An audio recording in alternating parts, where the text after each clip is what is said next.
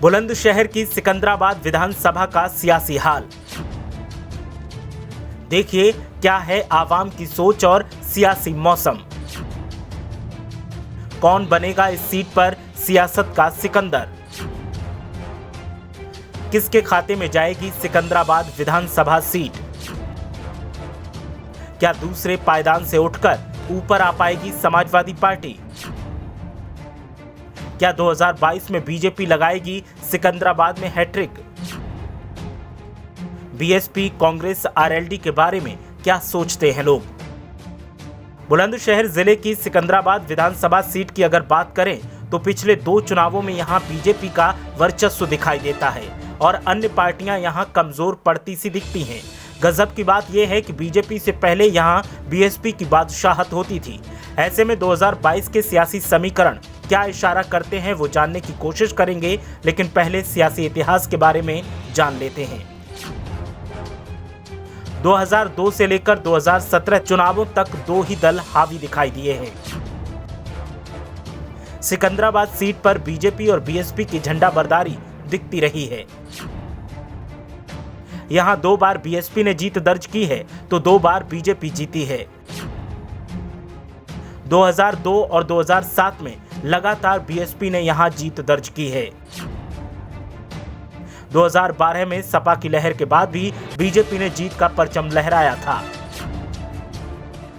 2012 में बीजेपी के टिकट पर सिकंदराबाद से विमला सिंह सोलंकी विधायक बनी। 2017 में लगातार दूसरी बार विमला सिंह सोलंकी ने जीत दर्ज की। सपा की बात करें तो 2002 में सपा दूसरे नंबर पर रही थी। 2007 में भी सपा ने कड़ी टक्कर दी और दूसरे नंबर पर काबिज रही। 2012 में सपा तीसरे और बीएसपी दूसरे नंबर पर रही और 2017 में भी बीएसपी दूसरे, सपा तीसरे नंबर पर रही। पश्चिमी उत्तर प्रदेश की विधानसभा सीटों की बात हो और आरएलडी की चर्चा न हो, ऐसा नहीं हो सकता। आरएलडी की बात करें तो सिकंदराबाद में 2002 में बीजेपी की मौजूदा विधायक विमला सोलंकी के नेतृत्व में आरएलडी तीसरे नंबर पर जरूर दिखी थी, जिसके बाद वो ऊपर नीचे के पायदान पर खिसकती रही और कांग्रेस उसकी जगह लेती रही। मौजूदा वक्त की अगर बात करें तो स्थितियां भिन्न हैं और ऐसे में आइए जानते हैं कि मुद्दे क्या हैं और मौजूदा समीकरण क्या इशारा करते हैं। मौजूदा वक्त में 2 बार की विजेता बीएसपी कमजोर है। हालांकि 2017 में बीएसपी ने टक्कर जरूर दी थी, लेकिन अब कमजोरी का शिकार है। बीजेपी की स्थिति फिलहाल सिकंदराबाद में मजबूत दिखाई देती है। बीजेपी 2022 में हैट्रिक लगाने की पूरी कोशिश में दिखाई दे रही है, लेकिन बीजेपी के खिलाफ अब एंटी इनकम्बेंसी का दौर दिख रहा है। बीजेपी के कई और नेता चुनाव लड़ने की जुगत में दिख रहे हैं।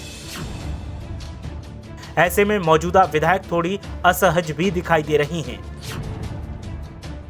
ऊपर से किसानों के मुद्दे पर सक्रिय आरएलडी ने स्थितियां बदली हैं। हालांकि आरएलडी अकेले दम पर चुनाव नहीं जीत सकती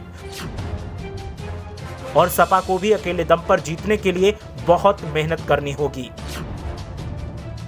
ऐसे में आरएलडी प्लस सपा साथ में मिलकर कुछ करिश्मा कर सकते हैं, लेकिन दोनों दलों को पहले बीजेपी से बेहतर रणनीति बनानी होगी।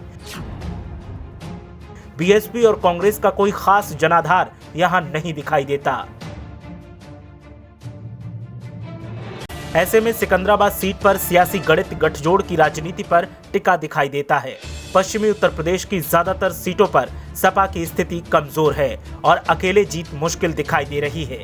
आरएलडी का भी हाल कुछ इसी तरीके का है, लेकिन दोनों दल अगर मिलकर चुनौती दें तो फिर कुछ करिश्मा करने की ताकत रखते हैं। इसके अलावा बात की जाए बीजेपी की तो बीजेपी की स्थिति बदली जरूर है, लेकिन कमजोर नहीं है। अब देखना यह है कि लंबे अरसे से जीत का ख्वाब देख रहे गठजोड़ वाले 2022 में जीतेंगे या फिर बीजेपी हैट्रिक लगाने का सपना पूरा कर पाएगी। बीएसपी और कांग्रेस भी टक्कर देने की कोशिश कर रहे हैं। देखना दिलचस्प होगा कि उनकी स्थिति 2022 में क्या दिखाई देती है। ब्यूरो रिपोर्ट, मीडिया हलचल।